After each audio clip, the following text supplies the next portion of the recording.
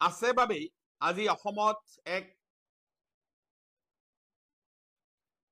অশৃংখল বিশৃংখল ৰাজনৈতিক পৰিৱেশৰ সৃষ্টি হৈছে।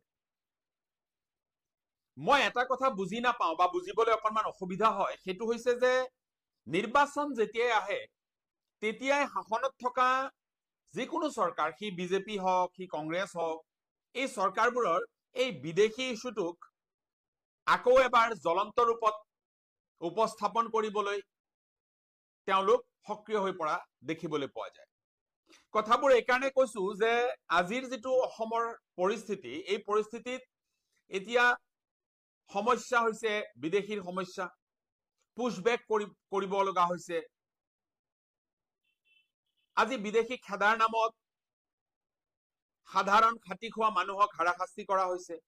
এনে এক পৰিৱেশ পৰিস্থিতিৰ মাজেৰে অসমৰ ৰাজনীতি আগবাঢ়িছে। 2026 নিৰ্বাচনত কোন জয়ী হ'ব, কোনে 2026ত নতুন চৰকাৰ গঠন কৰিব, সেয়া এক পৰৱৰ্তী আলোচনাৰ বিষয় যদিও বৰ্তমান সময়ত আলোচক বিষয়টো হৈছে বিদেশী সমস্যা। যোৱাকালি আমি কেইটামান টিভি চেনেলত দেখিলো যে চেনেলবোৰত তেওঁলোকৰ টক শ্ব'বোৰত আলোচ্য বিষয় আছিল বিদেশী সমস্যা। আৰু সেই আলোচনাত অংশগ্ৰহণ কৰা যিসকল আলোচক আছিল, সেইসকলৰ অধিকাংশৰ মনত থুপ খাই থকা সেই আবেগময় হিংসাৰ প্ৰতিফলন আমি দেখিবলৈ পালো। যেতিয়া এটা সুস্থ সমাজত বিবেকবান মানুহবোৰৰ মনতো এই আবেগময় হিংসাৰ অনুভৱ আৰু অনুভূতি থাকিব, তেতিয়াহ'লে সমাজ এখন সুস্থ ৰূপত থিয় দিব নোৱাৰিব। আজি আবেগটো এনে এক পৰ্যায় পাইছেগৈ যে কেৱল দাঢ়ি, টুপি, মুছলমান, মিয়া এইখিনি পৰিচয় থাকিলে এজন মানুহক বিদেশী বুলি সহজতে কৈ দিব পৰা যায়। সি লাগিলে সেই মানুহজন যুগ যুগান্তৰ পৰা সেই অসম ভূমিত বসবাস নকৰক কিয়, তেওঁৰ পৰিচয়টো যদি অকণমান বিকৃত যেন লাগে কাৰোবাৰ দৃষ্টিত, এই ধৰক তেওঁ টুপি পৰিধান কৰিছে, তেওঁৰ দাঢ়ি আছে, তেওঁ লুঙি পৰিধান কৰিছে, তেওঁ এটা পাঞ্জাবী পৰিধান কৰিছে, যিটো হয়তো সেই মানুহজনৰ বাবে এটা সন্মানৰ পোছাক বা এটা সন্মানৰ চিনাকি। কিন্তু সন্মুখৰ পৰা দেখি থকা মানুহজনৰ দৃষ্টিত সেয়া গ্ৰহণযোগ্য নোহোৱাৰ বাবেই সেই মানুহজনৰ চকুত পোনছাতে সেই মানুহজন হৈ পৰে বিদেশী, সেই মানুহজন হৈ পৰে বাংলাদেশী। যাৰ পৰিণতি হল আমি দেখিবলৈ পালো যে গৌৰৱ গগৈক পাকিস্তানী এজেণ্ট সজাবলৈ গৈ যি এক বিশৃংখল ৰাজনৈতিক পৰিৱেশ সৃষ্টিৰ চেষ্টা কৰা হল, সেই চেষ্টা যেতিয়া এক প্ৰকাৰ বিফল হল, তেতিয়া এই ইস্যুটো ডাইভাৰ্ট কৰিবৰ বাবে হঠাৎ কিছু স্বদেশী মানুহক ঘৰৰ পৰা চুৰ ডকাইতৰ দৰে তুলি নি তেওঁলোকক বাংলাদেশলৈ পঠিয়াবলৈ যুঁজা কৰা হল। এতিয়া আমি অলপ আচৰিত হৈছো, লাজো পাইছো, এই প্ৰচেষ্টা সফল কিয় নহল, এই কথাটোত লাজ পাইছো।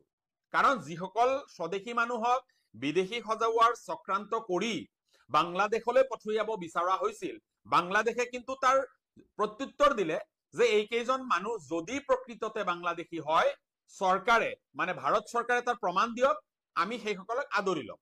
আৰু ভাৰত চৰকাৰ, অসম চৰকাৰ সম্পূৰ্ণৰূপে ব্যৰ্থ হল যে এই কেইজন বা এই কেইগৰাকী ব্যক্তি বাংলাদেশী।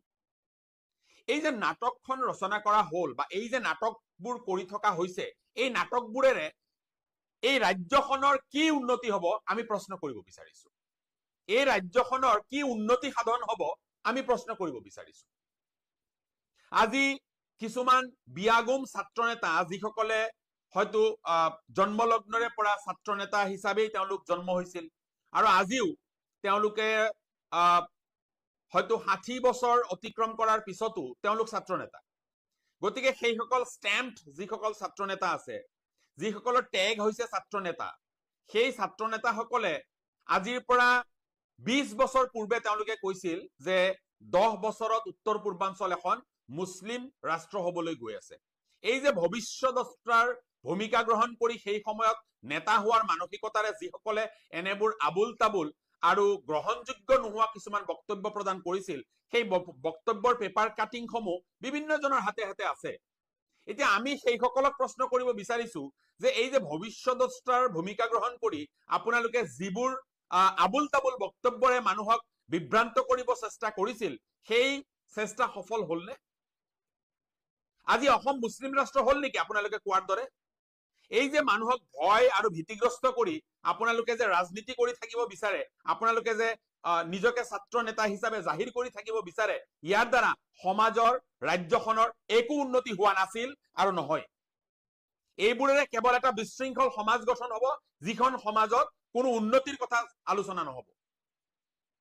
আজি এটা চাম মানুহৰ বক্তব্য হৈছে যে এনআৰচিখন আখুৱাহপূৰ্ণ। এনআৰচিখন আখুৱাহপূৰ্ণ।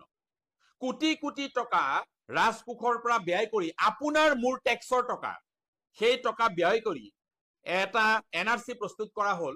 এতিয়া সেই এনআৰচিখন তেওঁলোকৰ মনপুত নোহোৱাৰ বাবে এই এনআৰচিখন এতিয়া আখুৱাহপূৰ্ণ।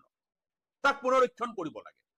এতিয়া আমাৰ প্ৰশ্নটো হৈছে, যিগৰাকী ৰঞ্জন গগৈৰ নেতৃত্বত, যিগৰাকী ৰঞ্জন গগৈ অনাৰেবল সুপ্ৰিম কোৰ্টৰ চিফ জাষ্টিছ হৈ থকা সময়ত তেওঁ তত্ত্বাৱধানত, সুপ্ৰিম কোৰ্টৰ তত্ত্বাৱধানত, ন্যায় ব্যৱস্থাৰ তত্ত্বাৱধানত এখন এনআৰচি কৰা হল, সেই এনআৰচিখন আখুৱাহপূৰ্ণ।